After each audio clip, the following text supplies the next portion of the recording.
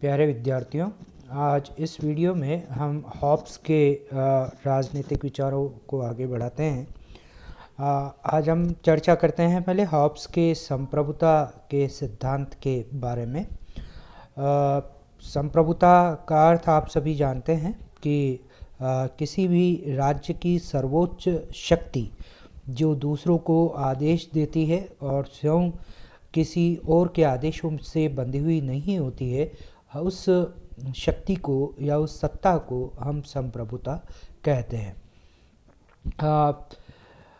Hobbs ये कहता है कि संप्रभुता वह है जिसमें लोग अपनी आत्मरक्षा के लिए स्वेच्छा से किसी एक व्यक्ति या व्यक्ति समूह के प्रति आत्मसमर्पण करते हैं।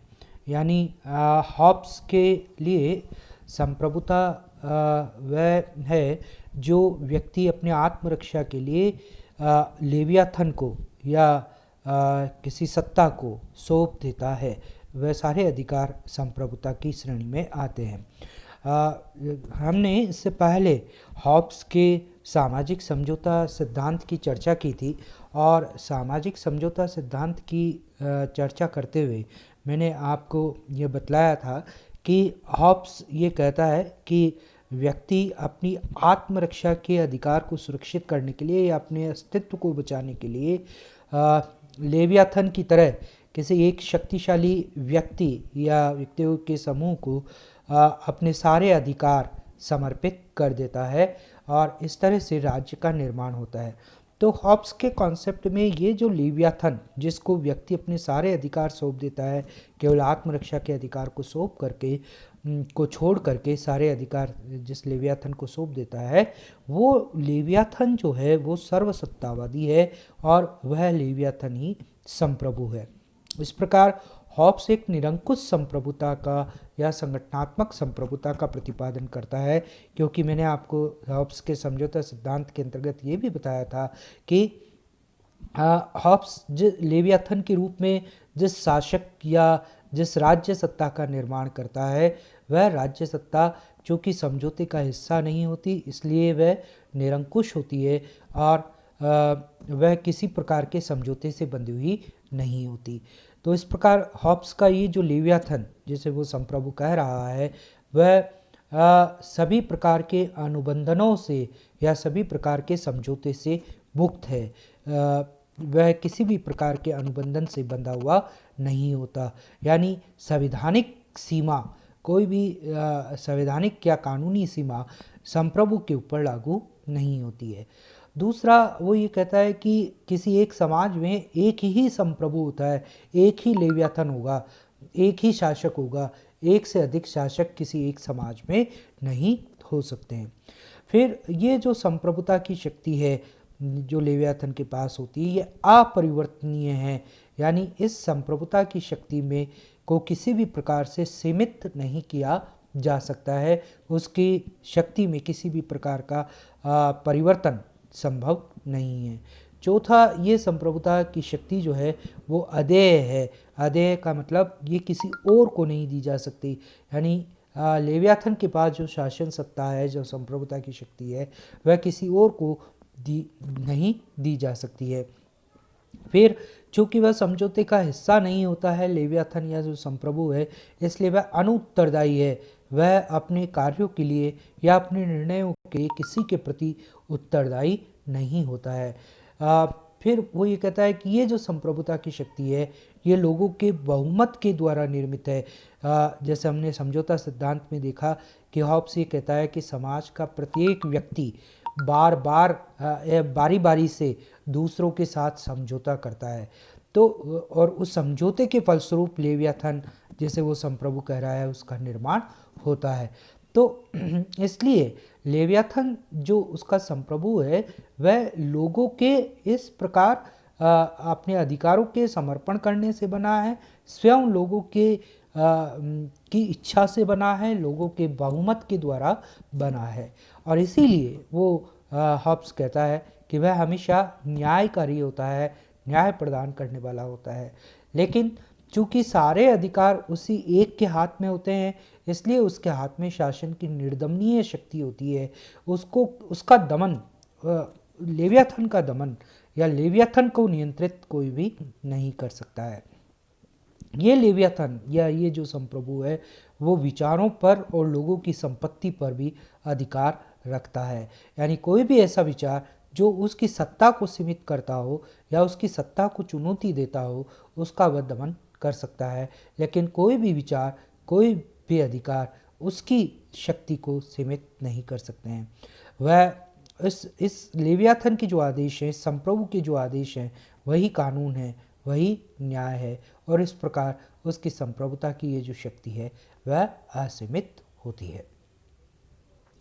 सेबाइन बोधा के इस सिद्धांत के बारे में ये कहता है कि हॉब्स के संप्रभुता सिद्धांत के बारे में ये कहता है कि बोधा ने संप्रभुता पर जो असंगतिपूर्ण मर्यादाएं आरोपित की थी, हॉब्स ने उनसे मुक्त कर दिया। देखिए, जीन बोधा ये जो विचारक था, उसने सबसे पहले संप्रभुता का सिद्धांत दिया था, हॉब्स से भी पहले। बोधा ने ही संप्रभुता को परिभाषित करते हुए ये कहा था कि संप्रभुता नागरिकों और प्रजाजनों पर वह सर्वोच्च सत्ता है जो किसी के नियंत्रण में नहीं होती है। ये जीन बोधा का कॉन्सेप्ट था। लेकिन जीन बोधा जो संप्रभुता का सिद्धांत देता है, उसमें आगे चल करके वह उस संप्रभुता को ईश्वर के नियंत्रण में ला देता है। यानी वो कहता है कि परम सत्ता जो है वो ईश्वर है, और इस जगत में जो भी संप्रभु होगा वह ईश्वर के नियंत्रण में होगा। तो उसने ईश्वर की मर्यादा एक तरीके से, या एक धर्म की मर्यादा संप्रभुता की शक्ति पर आरोपित कर दी थी। लेकिन हॉब्स ऐसी किसी पारलौकिक सत्ता को, ईश्वर जैसी किसी पारलौकिक सत्ता को स्वीकार नहीं करता है। उसका जो लेवियाथन है वह ये कहता है कि वह लेवियाथन ही परम सत्ता है, वही सर्वोच्च सत्ता है, उसके ऊपर ईश्वर जैसी कोई और सत्ता नहीं है, या उसका नियंत्रण लेवियाथन के ऊपर नहीं है। इस तरह से हॉब्स ने अपने नास्तिकतावादी विचारों के जरिए बोधा ने जो एक नियंत्रण संप्रभुता की शक्ति पर ईश्वर के का लगाया, उसको सीमित कर दिया। दूसरा, बोधा ने संप्रभुता को संविधान के द्वारा बांधा, संवैधानिक कानूनों की मर्यादाओं की सीमाओं में उसको रखा। लेकिन हॉब्स ने तो ये कह दिया कि जो लेवियाथन है, जो शासक है, जो संप्रभु है, वह समझौते का हिस्सा नहीं है, वह समझौते का पार्ट नहीं है, इसलिए वह किसी भी प्रकार के संविधान से, नियमों से या कानूनों से बंधा हुआ नहीं है। इस प्रकार उसका ये जो लेवियाथन है, ये जो संप्रभु है, वो सर्वोच्च है, सर्वसत्ता संपन्न है, संवैधानिक कानूनों से मुक्त है, ईश्वर जैसी किसी पारलौकिक सत्ता से बंधा हुआ नहीं है। वाहन ये कहता है कि हॉब्स ही वह सर्वप्रथम दार्शनिक है जिसने सर्वप्रथम यह अनुभव किया कि राज्य के एक पूर्ण सिद्धांत में मूल विचार संप्रभुता की धारणा है। हॉब्स बेसिकली हॉब्स ही, वाहन ये समझाते हैं कि हॉब्स ही वो पहला दार्शनिक है जो ये समझाता है कि अगर व्यक्ति को आज़ाद होना है, व्यक्ति को स्वतंत्र होना है, और उस स्वतंत्र होने के लिए अगर ये ज़रूरी है कि कोई सत्ता हो जो उन बाधाओं को दूर कर सके जो उसकी स्वतंत्रता के मार्ग में आती हो, जो उसकी आत्मरक्षा के अधिकार की रक्षा कर सके, उसके लिए एक सत्ता आवश्यक है, और वह सत्ता राज्य के पास होती है। लेकिन ये जो राज्य की सत्ता है, जिसे वो लेवियाथन कह रहा है, ये राज्य की सत्ता व्यक्ति की आत्मरक्षा के अधिकार की सुरक्षा तभी कर पाएगी जब वह स्वयं सर्वसत्ता संपन्न होगी, वह सारी शक्तियों से संपन्न होगी। इस प्रकार से उसने ये कहा कि स्टेट तभी स्टेट है जबकि उसके पास संप्रभुता की शक्ति है, वह किसी और के आदेशों के बंधनों से बंधी हुई नहीं है। फिर हॉब्स ने कानून के बारे में भी विचार दिए। हॉब्स ने कानून का भी सिद्धांत दिया। उसने ये कहा कि जो कानून होते हैं वह राज्य के द्वारा निर्मित होते हैं। कानून उस व्यक्ति के आदेश हैं जिन्हें दूसरों को आदेश देने की शक्ति प्राप्त है, यानी वो लेवियाथन के आदेश हैं, संप्रभु के आदेश हैं। दूसरे शब्दों में आप ये कह सकते हैं कि हॉब्स ये कह रहा है कि कानून वे हैं जो संप्रभु के आदेश हैं, लेवियाथन के आदेश हैं।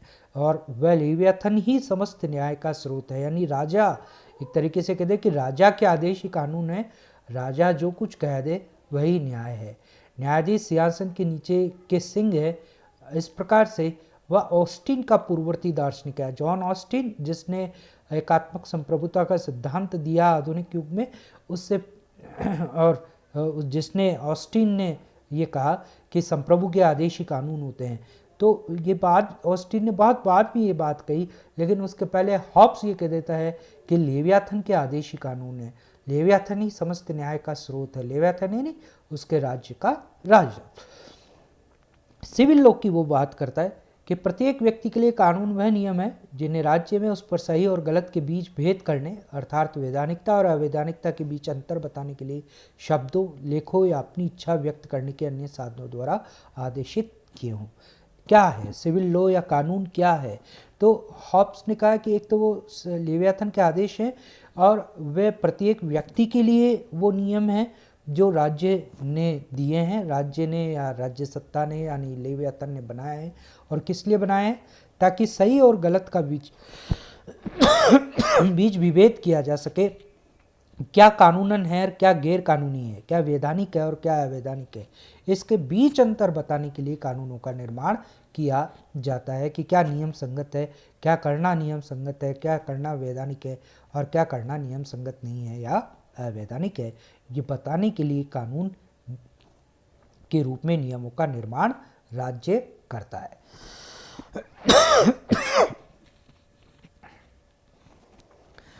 द सीवे जो उसकी किताब है उसमें भी हॉब्स ये कहता है कि लेवियाथन ही एकमात्र कानून का स्रोत है, और इसलिए वो कहता है कि जो कुछ भी राज्य द्वारा निर्मित कानून है, स्टेट या लेवियाथन या राजा जो कुछ भी कानून नियम बनाता है, वो कानून उन कानूनों के अनुसार ही, जो चीज़ उन कानूनों के अनुसार है वो तो उचित है, न्यायपूर्ण है, और जो चीज़ उन राज्य के उन कानूनों के अनुसार नहीं है वह अनुचित है, वह अन्यायपूर्ण है। वह ये कहता है कि सार्वभौम को नीति लागू करने, समाज को विखंडन से बचाने, विचार स्वतंत्र सीमित करने, संपत्ति पर नियंत्रण, न्याय देने, दूसरे राष्ट्रों के साथ युद्ध समझौते करने, पद संबंधी निर्णय, धर्म अधिकार संबंधी, हानिकारक साहित्य पर रोक लगाने संबंधी कानून राजा को या राज्य को बनाने चाहिए। सार्वभौम नीति यानी एक पूरे राज्य के लिए समान कानून लागू करने के लिए राज्य को नियम बनाने चाहिए।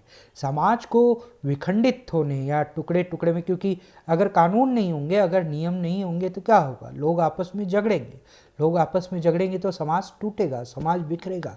तो इस तरह समाज को विखंडन से बचाने के लिए कानून या नियम जरूरी हैं।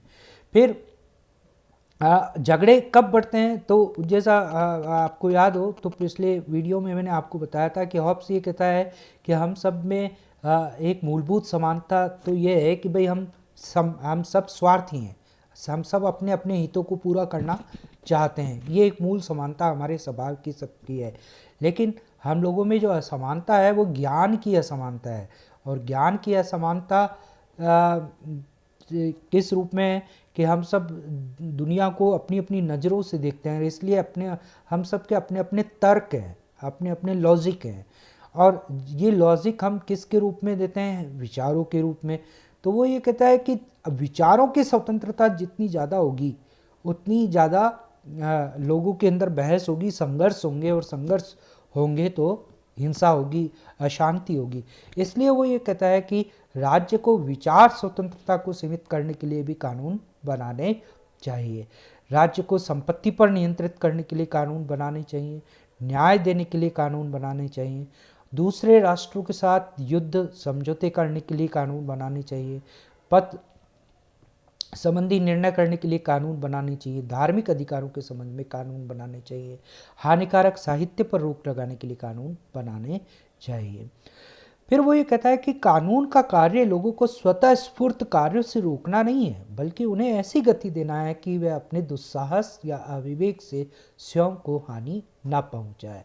यानी हॉब्स ये कहता है, ये एक डिबेट हमेशा होती है कि जितने ज़्यादा स्टेट के कानून सख्त होंगे या स्टेट जितने ज़्यादा नियमों में नागरिकों को बांधेगा उतने ज़्यादा नागरिक गुलाम हो जाएंगे कानूनों के, या उनकी स्वतंत्रता बाधित होगी।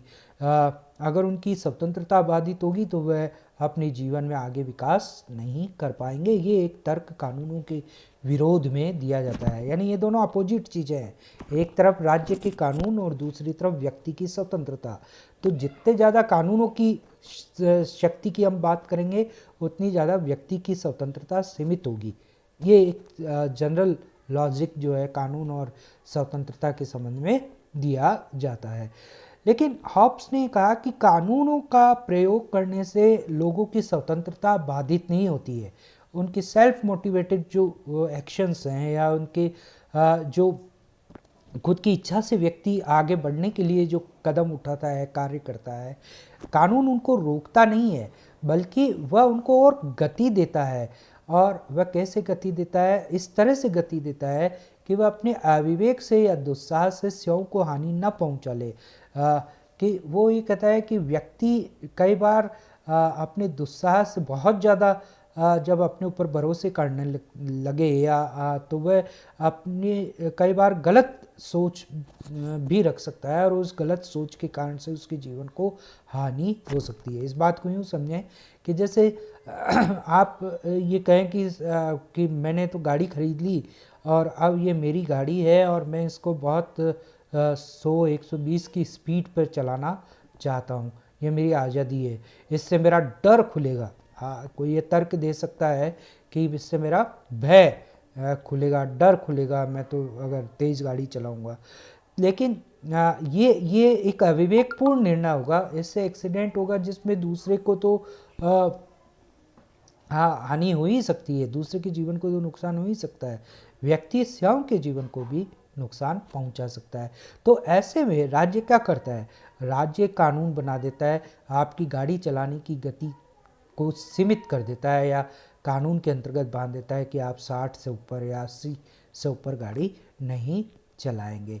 तो इस प्रकार वह ये कहता है कि कानून का कार्य, कानून का जो प्रयोग है वो लोगों को स्वतः स्फूर्त कार्यों से रोकना नहीं होता बल्कि उन्हें ऐसे गति देनी होता है जिससे वह अपने दुस्साहस या विवेक से स्वयं को हानि नहीं पहुंचाए। फिर वो ये कहता है कि ये शासक की जिम्मेदारी है कि व्यक्ति कानूनों का पालन करे। यदि व्यक्ति कानूनों का पालन नहीं करते हैं तो यह शासक की जिम्मेदारी है कि वह उन्हें दंडित करे। प्रजा दंड के डर से ही कानूनों का पालन करती है, स्वेच्छा से नहीं करती। लेकिन ये वही कहता है कि ये शासितों या जनता की भी नैतिक जिम्मेदारी है कि वह कानूनों का पालन करे क्योंकि यह उनकी सुरक्षा के लिए आवश्यक है। उसने बार बार इस बात पे बल दिया कि भाई एक व्यक्ति के लिए सबसे बड़ी चीज़ क्या है? अपना जीवन, अपनी आत्मरक्षा, सेल्फ डिफेंस। तो वो ये कहता है कि इस आत्मरक्षा के लिए ये ज़रूरी है कि हम अपने कानून का पालन करें।